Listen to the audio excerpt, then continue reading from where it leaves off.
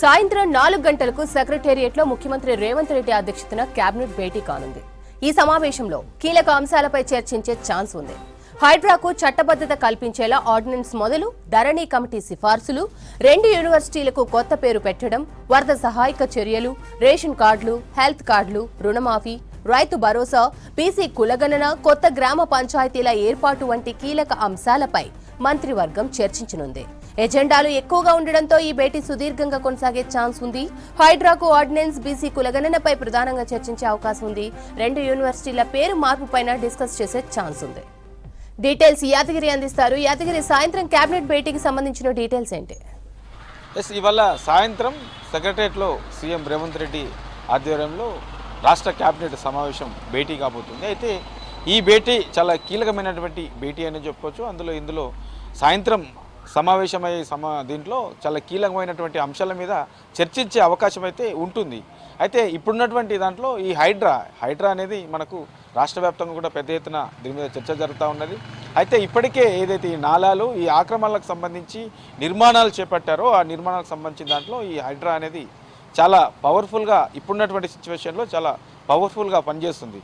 అయితే దీని మీద రకరకాల చర్చలు, తర్వాత అధికారులు చర్చలు, రాజకీయ నేతల్లో చర్చలు, ఇట్లా దీని మీద చర్చలు రావడంతో ఇక దీనికి సంబంధించి హైకోర్టు కూడా కొన్ని సూచనలు కూడా చేసింది. కాబట్టి దాన్ని దృష్టిలో పెట్టుకొని ఇక హైడ్రాకు పూర్తి స్థాయిలో చట్టబద్ధత చేస్తే ఎట్లా ఉంటుంది అనే దాని మీద కూడా చర్చించి అవసరమైతే దాని మీద ఒక ఆర్డినెన్స్ తీసుకొచ్చే అవకాశం కూడా ఉంటుంది. దాని మీద ఇవాళ నిర్వహించే ఏదైతే ఈ సమావేశం ఉందో సాయంత్రం క్యాబినెట్లో దీని మీద ఒక నిర్ణయం తీసుకునే అవకాశం ఉంటుంది. అయితే ఈ హైడ్రాకు కొన్ని శాఖల నుంచి అధికారులను కూడా బదిలీ చేస్తారు, డిప్యుటేషన్ మీద ఇస్తామని చెప్పారు. సో అందులో ప్రధానంగా జిహెచ్ఎంసీ, తర్వాత హెచ్ఎండిఏ ఇట్లాంటి శాఖలకు సంబంధించినటువంటి అధికారులు, ఇరిగేషన్ శాఖకు సంబంధించినటువంటి అధికారులు ఇట్లా అవసరం ఉంటుంది. కాబట్టి సో దీనికి సంబంధించి ఏ శాఖల నుంచి ఎంతమంది అధికారులను ఈ హైడ్రాకు డిప్యుటేషన్ మీద పంపించే అవకాశం ఉంటుంది, పంపిస్తే బాగుంటుంది, ఇప్పుడున్నటువంటి ఆ శాఖలో మళ్ళీ ఎంతమంది ఉన్నారు, ఇట్లా ఓవరాల్గా దీని మీద చర్చించి ఈ డిప్యుటేషన్కి సంబంధించిన దాని మీద ఒక నిర్ణయం తీసుకునే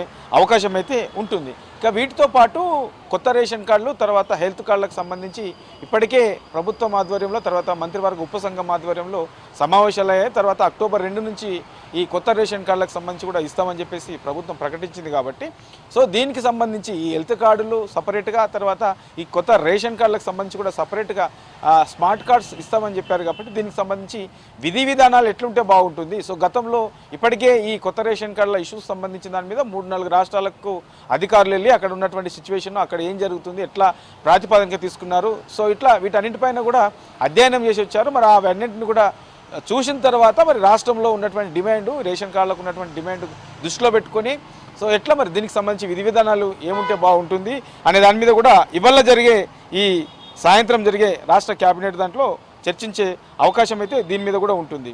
ఇక వీటితో పాటు రైతు భరోసాకు సంబంధించి ఇప్పటికే దీని మీద అభిప్రాయ సేకరణ ప్రభుత్వం కొనసాగిస్తున్నది. ఇక ఈ రైతు భరోసాకు సంబంధించి ఎన్ని ఎకరాలు కట్ ఆఫ్గా పెడితే బాగుంటుంది, ఎంత దీంట్లో వాస్తవానికి ఉన్న రైతులు ఎంతమంది, కౌలు రైతులు కూడా ఇస్తామన్నారు. కాబట్టి ఈ కౌలు రైతులు ఎంతమంది ఉన్నారో వాళ్ళను సంబంధించి కౌలు రైతులను ఎంపిక అనేది ఏ ప్రాతిపదికన తీసుకుంటే బాగుంటుంది, ఇట్లా ఓవరాల్గా ఈ రైతు భరోసాకు సంబంధించిన దాని మీద కూడా చర్చించి దీని మీద కొంత నిర్ణయం తీసుకునే అవకాశం అయితే ఉంటుంది. ఇక ఈ వరదల కారణంగా మనం ఈ మధ్యకాలంలో పెద్ద ఎత్తున దాదాపు ప్రభుత్వ లెక్కల ప్రకారం దాదాపు 10,000 కోట్లకు పైన ఈ వరదల వల్ల నష్టం జరిగింది అని చెప్పేసి ప్రభుత్వం ఒక నివేదిక కూడా తయారు చేసింది. కాబట్టి దీనికి సంబంధించి ఆ కేంద్రానికి కూడా ఇప్పటికే ప్రభుత్వ తరపు నుంచి లేఖ రాశారు. ఈసారి గతంలో అంటే రాష్ట్రానికి రావాల్సినటువంటి నిధులు ఏవైతే ఉంటే వాటి దృష్టిలో కొంత ఉదార స్వభావంగా కేంద్రము సహకరించాలి, కొంత నిధులు ఎక్కువగా ఇవ్వాలని చెప్పేసి ఇప్పటికే కేంద్రాన్ని కూడా రాష్ట్ర ప్రభుత్వం లేఖ రాసింది. సో దీని మీద కూడా 10,000 కోట్లకు పైగా నష్టం జరిగింది. కాబట్టి ఇవల్ల జరిగే ఈ సమావేశంలో క్యాబినెట్లో దీని మీద ఒక తీర్మానం చేసి కేంద్రాన్ని కూడా మళ్ళీ పంపే అవకాశం ఉంటుంది. దీని మీద కూడా చర్చ జరిగే అవకాశం అయితే ఉంటుంది. ఇక ఈ వరదల వల్ల ఎవరైతే ఇండ్లు నష్టపోయిన వాళ్ళు కూడా చాలామంది ఉన్నారు. కాబట్టి ఈ నష్టపోయిన వాళ్లకు ప్రభుత్వం ఇప్పటికే ఈ ఇందిరమ్మ ఇళ్ళ కింద వాళ్ళందరికీ ఇండ్లు ఇచ్చి ఆదుకుంటామని చెప్పేసి ప్రకటించింది. సో ఈ ఇల్లు ఎవరైతే ఈ వరదల కారణంగా ఎన్ని ఇళ్ళు నష్టపోయాయి, ఎంతమంది ఉన్నారు, ఎన్ని ఇండ్లు ఇచ్చే అవకాశం ఉంటుంది. ఇప్పటికే ప్రతి నియోజకవర్గానికి 3500 ఇండ్లు ఈ ఇందిరమ్మ ఇల్లు ఇస్తామని చెప్పేసి ప్రభుత్వం ప్రకటించింది. ఇవి కాకుండా అదనంగా ఈ నష్టం జరిగిన వాళ్ళు ఎంతమంది ఉన్నారో వాళ్ళకు ఎన్ని ఇండ్లు ఇచ్చే అవకాశం ఉంటుంది. సో ఇట్లా దీని మీద కూడా ఇవాళ చర్చించి ఈ ఇళ్లకు సంబంధించి వరద వల్ల నష్టపోయినటువంటి వాళ్ళకు ఇళ్లను ఇచ్చే విషయంలో కూడా చర్చించి దాని మీద కూడా ఒక నిర్ణయం తీసుకునే అవకాశం అయితే ఉంటుంది.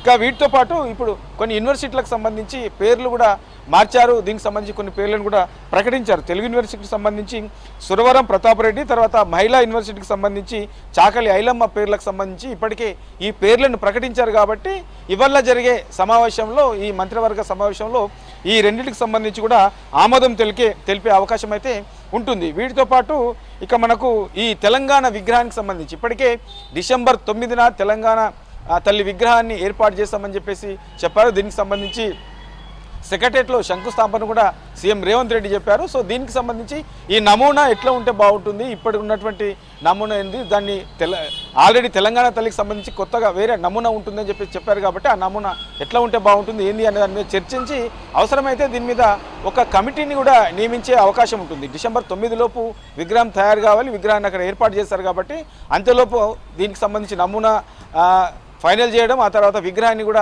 తయారు చేయాల్సి ఉంటుంది. కాబట్టి దీని మీద ఒక కమిటీ వేసే అవకాశం ఉంటుంది. దాని మీద ఇవాళ జరిగే ఈ రాష్ట్ర క్యాబినెట్లో దీనిపైన కూడా నిర్ణయం తీసుకునే అవకాశం అయితే ఉంటుంది. ఇక ఇప్పటి వరకు కాంగ్రెస్ ప్రభుత్వం అధికారంలోకి వచ్చిన తర్వాత కొన్ని పథకాలను, రుణమాఫీ, తర్వాత మహిళలకు ఉచిత ఆర్టీసీ ప్రయాణము, తర్వాత 200 యూనిట్ల వరకు ఉచిత కరెంటు, ఇట్లా కొన్ని పథకాలను అమలు చేస్తుంది.